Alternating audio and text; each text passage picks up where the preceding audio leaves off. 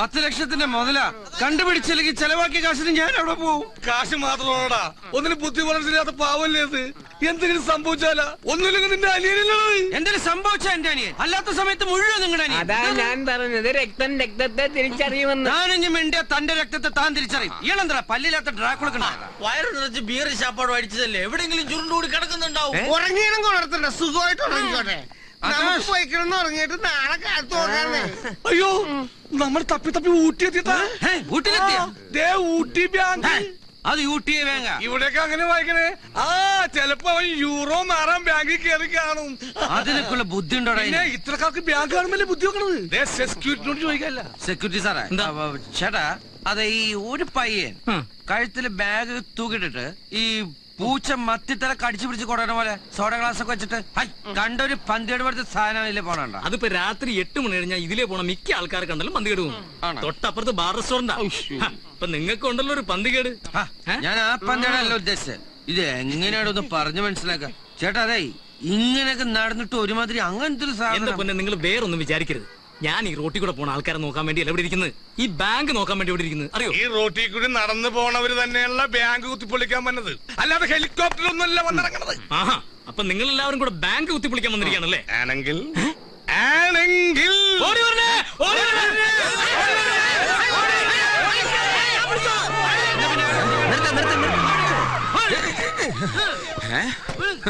എന്താടാ അവിടെ?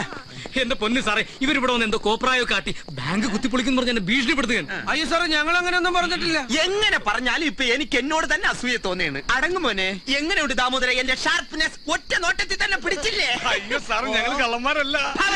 നാട്ടിൽ ഏതെങ്കിലും ഒരു കള്ളൻ ഞാൻ കള്ളനാണെന്ന് പറഞ്ഞിട്ടുണ്ടോടാ? അയ്യോ സാറേ, ഞങ്ങൾ ഞങ്ങളുടെ അനിയനെ തപ്പി നടന്നതാ. തപ്പി നടക്കാൻ നിന്റെ അനിയൻ തോന്നടാ തവളെ. നീ അടുത്ത് വാ. എന്നിട്ട് യമഹ എന്നെ മുഖത്ത് നോക്കി പറ. ഹാ എന്റെ മൂക്കിലടിക്കണം. അടിച്ചില്ല, നമഹ എന്ന് പറ. എന്റെ ശബരിമല മുരാ. ഇത് ആസാനോട് അടിച്ച് ശിവാശ്രീ മുക്കാ ചക്രത്തിന് കൂതറ സൽസ്യമാറ്റി അടിച്ചിട്ട് ശിവാശ്രീകളെന്നാ ബാക്കി കൊണ്ടോടാ. ഞങ്ങളുടെ തപ്പടോ എല്ലാം. ഞാൻ തപ്പിക്കോളാം. ഇന്ന് വാടാ വവ്വാലിനുണ്ടായവനെ നിന്നെ തന്നെ ചെണ്ടി വയസ്സായിട്ട് ഇക്കിളി മാറിയില്ലേടാ. അവന്റെ ആദ്യം മാറ്റി സൈഡിൽ ഇരുന്ന്. ഇവരെ പിടിച്ചെന്ന് സാറ് വരുന്നില്ലേ? ആവോ ഇല്ല, ഞാൻ സെക്യൂരിറ്റി ഡ്യൂട്ടി. അത് ശരി. നിന്റെ ഊച്ചയെ ആദ്യം നിന്നെ ഞാൻ തല്ലില്ല, നിന്നെ ഉരുട്ടേ ഉള്ളു. എടുക്കണോ വണ്ടി?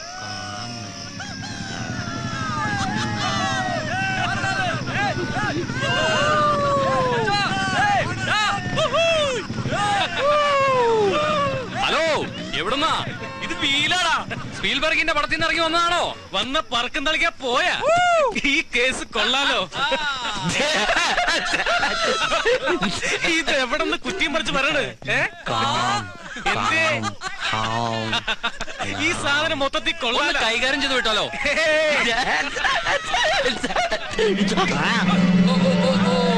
നല്ല അടിപൊളി ബാഗാണല്ലോ. നോക്കട്ടെ.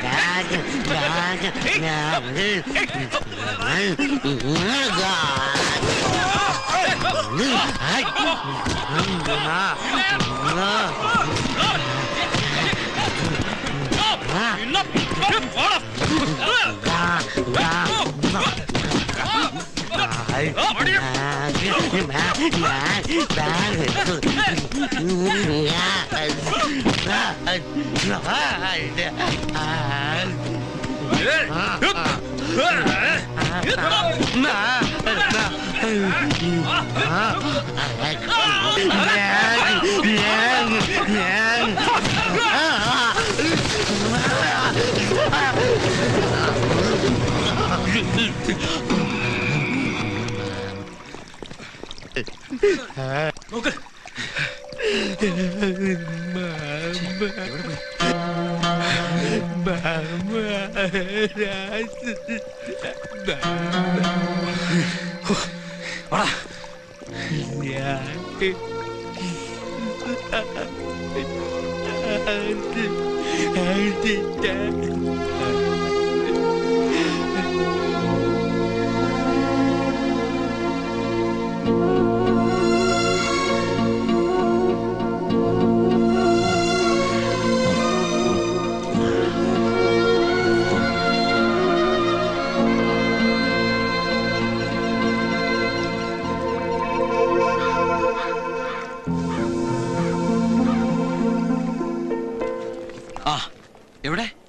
വാർഡിലേക്ക് കിടത്തിയിട്ടുണ്ട്, മയക്കത്തിലാ. എന്താണ്? ഞാൻ ശ്വാസമുട്ടിന്റെ മരുന്ന് മേടിച്ച് തിരിച്ചു വരുമ്പോഴാ 3-4 ആൾക്കാരും കൂടി താങ്ങി പിടിച്ച് കൊണ്ടുവരണ കണ്ടത്. നോക്കുമ്പോ നമ്മുടെ ചക്കൻ ഏതോ പാലത്തിന്റെ അടിയിൽ ബോധമില്ലാണ്ട് കിടക്കണം കണ്ടു എന്നാ പറഞ്ഞത്.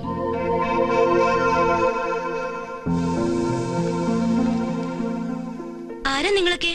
പേഷ്യന്റിന്റെ ആൾക്കാരാ? അതെ, ഇവൻ ചേട്ടനാ. കുഴപ്പമൊന്നുമില്ല അല്ലേ? അതിപ്പോ എനിക്കെങ്ങനെ അറിയാം? ഡോക്ടറോട് ചോദിക്കണം. ഇത് പേഷ്യന്റിന്റെയാ.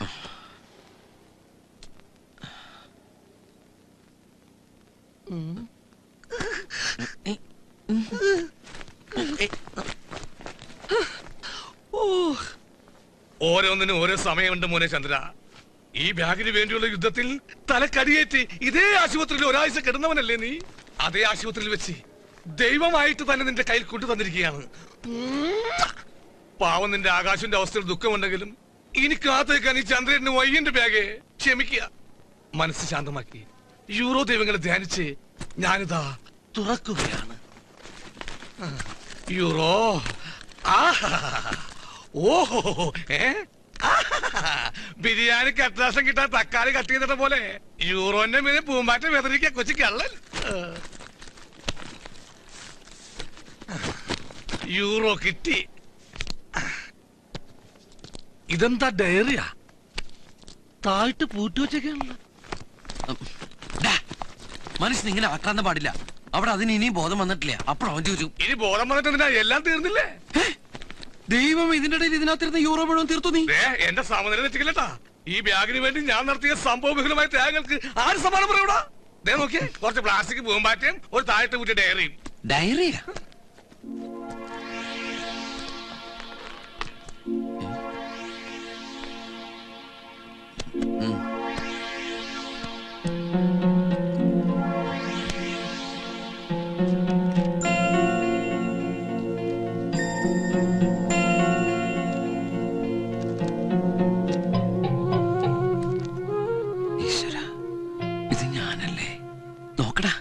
കുട്ടിക്കാലത്തെ ഫോട്ടോ ഇതങ്ങനെ അവന്റെ കയ്യില്?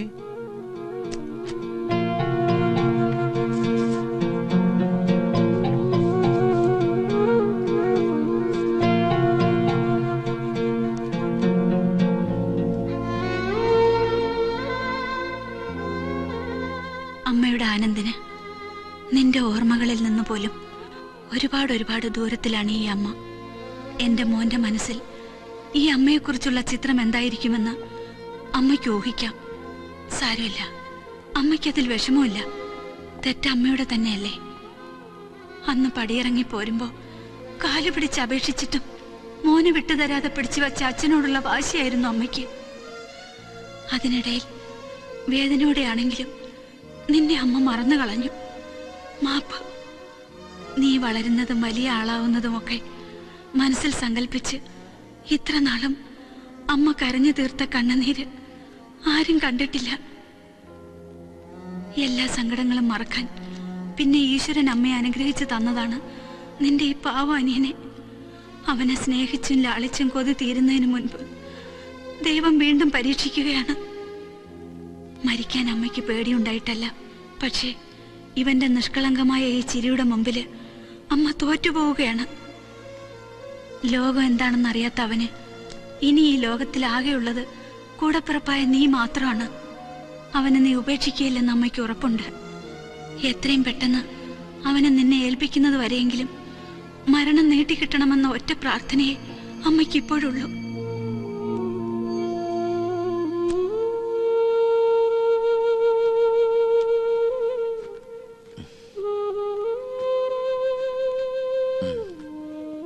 വയസ്സിലിട്ടെറിഞ്ഞു പോയ അമ്മയോട് എന്നും പകയെ തോന്നിയിട്ടുള്ളൂ. മനസ്സുകൊണ്ട് പ്രാഗിയിട്ടുണ്ട് 1000 വട്ടം. ജീവിച്ചിരിപ്പില്ല എന്നൊന്ന് ട്രാവൽ ഏജന്റ് വന്ന് പറഞ്ഞപ്പോഴും ചിരിച്ചുകൊണ്ടല്ലേ കേട്ടു നിന്നത്. തെരുവ് പട്ടികളെ പോലെ ആട്ടും തുപ്പും കൊണ്ട് വളർന്ന നമുക്കെങ്ങനെയാ ബന്ധത്തിന്റെ സ്നേഹത്തിന്റെ ഒക്കെ വില മനസ്സിലാവണത്? അല്ലടാ കുട്ടേട്ടാ, അതിന് ബോധം തെളിഞ്ഞു. ബാഗിന് വേണ്ടി ബഹളം വെക്കാം. അതിനിടയ്ക്ക് ബാഗ് തുറക്കലും യൂറോ എടുക്കലൊക്കെ കഴിഞ്ഞോ? അവൻ കൊണ്ടുവന്ന യൂറോ അല്ല, അതിനേക്കാളൊക്കെ ഒരുപാട് വിലപിടിപ്പുള്ളതാ.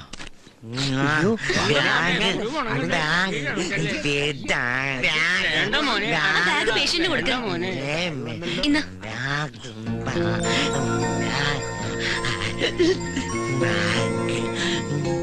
അതിന്റെ കണ്ണട എവിടെ? അവനൊന്നും കാണണ്ടാവില്ല.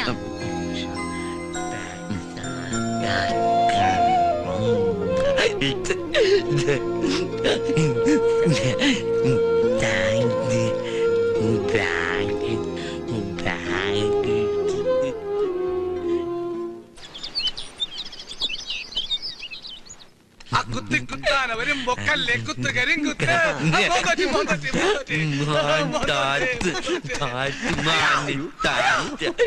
വേണ്ട മോനു, നമുക്ക് കഞ്ഞി കുടിക്കാം. ഇപ്പോൾ നിന്റെ കഞ്ഞി സ്വഭാവം മാറിയിട്ടില്ലേ?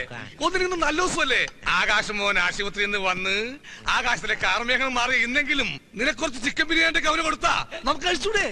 അവനെ അംഗീകരിച്ചില്ലെങ്കിലും അവന്റെ പൗരത്വത്തെ നമുക്ക് അംഗീകരിച്ചുകൂടെ? 2 ദിവസം കൂടെ കഞ്ഞി കൊടുത്താൽ മതി എന്നാ ഡോക്ടർ പറഞ്ഞത്. ആയിക്കോട്ടെ, അവൻ കഞ്ഞി കുടിച്ചോട്ടെ, നമ്മുടെ വയറിനെ സന്തോഷിപ്പിക്കാനായിട്ട്.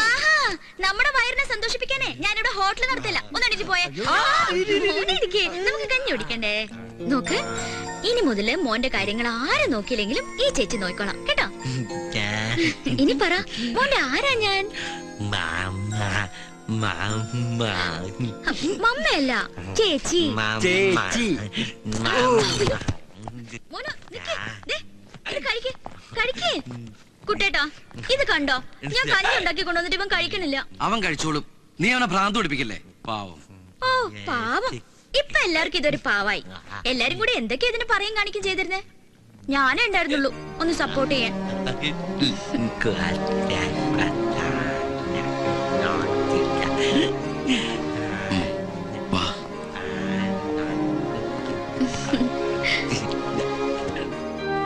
ഇത് പൊട്ടിയ കണ്ണടയല്ലേ, നമുക്കിത് മാറ്റാം. മോനെല്ലാം നന്നായി കാണണ്ടേ? ദാ ഇത് വെച്ചോ. ഇപ്പൊ എല്ലാം നന്നായിട്ട് കാണാൻ പറ്റണ്ടോ?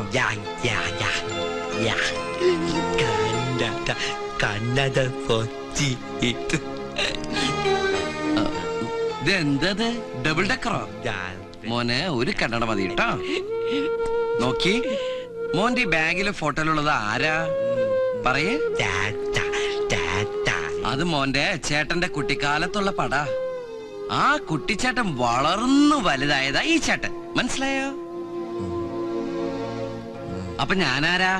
മോന്റെ ചേട്ടൻ. ആരാ മോന്റെ ചേട്ടൻ?